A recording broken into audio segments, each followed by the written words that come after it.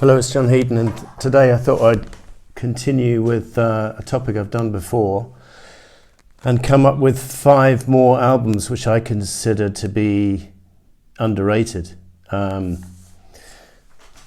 Just my personal opinion, don't have to agree, of course, as always. And just before I get into that top 5, I just want to mention this one because maybe it's not underrated in general, Fleetwood Mac, Bare Trees, but I certainly had criminally underrated the pre-Buckingham Nix Fleetwood Mac era. I'd had this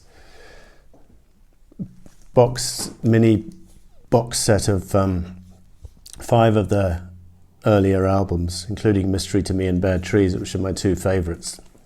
And just listening to it again, actually just after I made my best of my Fleetwood Mac ranking video, I felt a bit guilty that I'd neglected these albums, went back to it. And this one in particular, Danny Kirwan, Bob Welch, together for the last time. And Danny Kirwan in particular, Child of Mine and Bare Trees, just brilliant. And Christine's got a couple of good songs. I just thought I'd mention that. I'm looking out for it on vinyl. I don't believe I've ever seen that on vinyl or Mystery to Me, although it's part of a quite pricey box set at the moment, Mystery to Me, which I haven't picked up yet. So into the top 5. So I've chosen Street Legal, which is Bob Dylan's album from 1978. Whilst there are plenty of fans like me who like it, if you read the critics or the All Music Guide or even Rolling Stone, when it first came out, they virtually dismissed it as weird beyond immediate comment. And the Ultimate Music Guide in that series which they're doing where they rank all the albums, they really slagged off this album and for example really praised Slow Train Coming, and pretty much most have Saved, but this one came in for some stick, which I don't really understand because I think musically and lyrically it's a masterpiece. And I think it's very dense lyrical matter here. Very interesting subject matter is what he's talking about. He's just been through his divorce, and it's the one before his first Christian album. And you could see he's searching for something. And there's a few vindictive songs against his ex-wife, like New Pony. There's a couple of straight love songs like Baby Stop Crying. One of the accusations about this album was that he'd gone Vegas, for want of a better word, like employing a saxophonist and just generally being a bit too commercial. I just think that's a ridiculous accusation.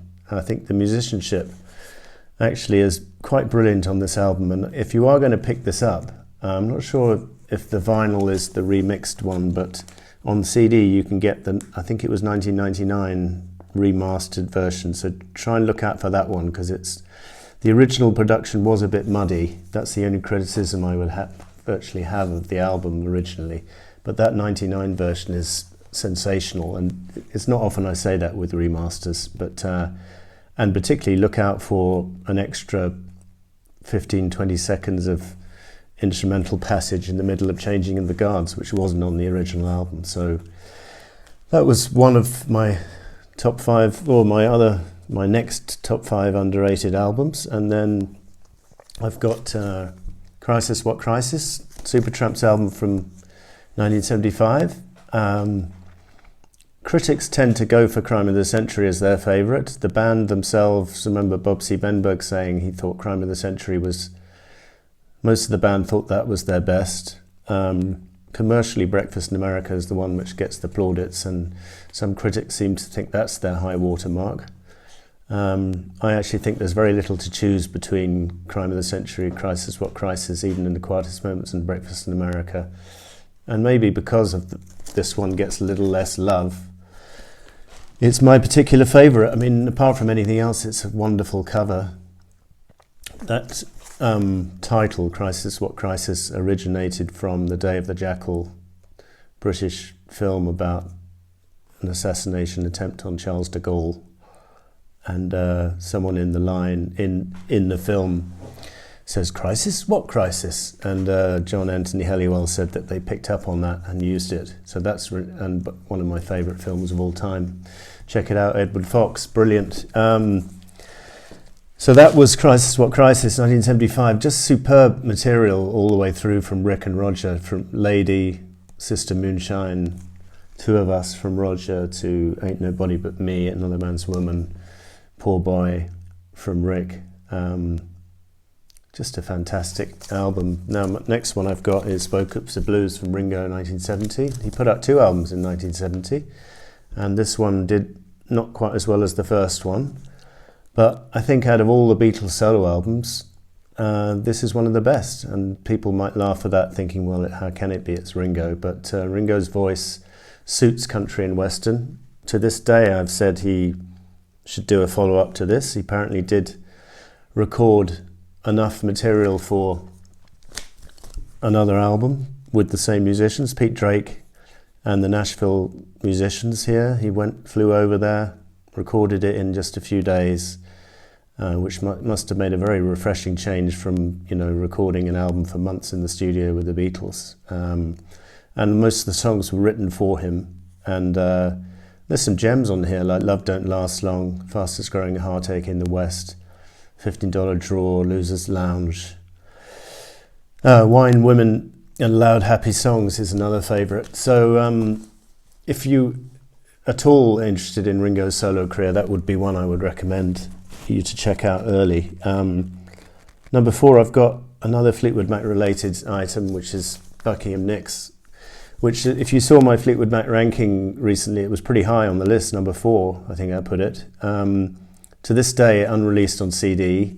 Maybe the 2 artists not keen to revive this album from a time when they were at the height of their romance, and the picture they're all naked and everything, so maybe for that reason they don't want to revisit this period. But musically, it's got all the hallmarks of the great Fleetwood Mac commercial sound of the mid to late 70s, with Buckingham and Nix singing really well together. Their voices go perfectly together, and Buckingham's guitar work on Don't Let Me Down Again is just sublime. Good harmonies, as I say, on Races a Run. And mysterious words from Stevie Nicks. And she's spelling herself Stevie without the E on the Stevie at the end, which is quite interesting. And produced by Richard Dashute, who would be involved in later Fleetwood Mac work, and Jim Keltner's on drums here, among other people. Guitar, Waddy Watchell, as well as Lindsay.